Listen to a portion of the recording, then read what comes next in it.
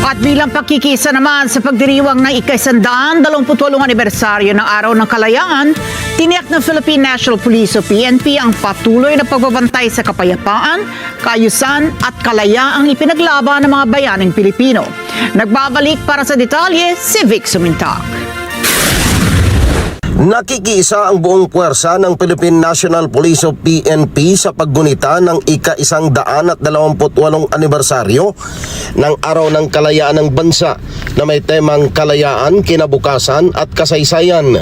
Sinabi ni PNP Chief General Jose Melencio Nartates Jr., buo ang paninindigan ng pambansang pulisya na bantayan ang kalayaan na bunga ng pagbubuwis ng buhay ng mga bayani sa pamagitan ng pagpapanatili ng peace and order at seguridad sa lahat ng komunidad.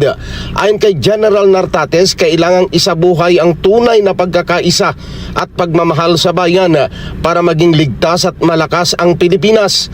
Ngayong araw ng pagdiriwang ng kalayaan, nasa full alert status ang lahat ng puwersa ng pambansang pulisya sa buong bansa para panatilihin ang kapayapaan at kaayusan ng lahat ng mga aktibidad na may kaugnayan sa Independence Day celebration.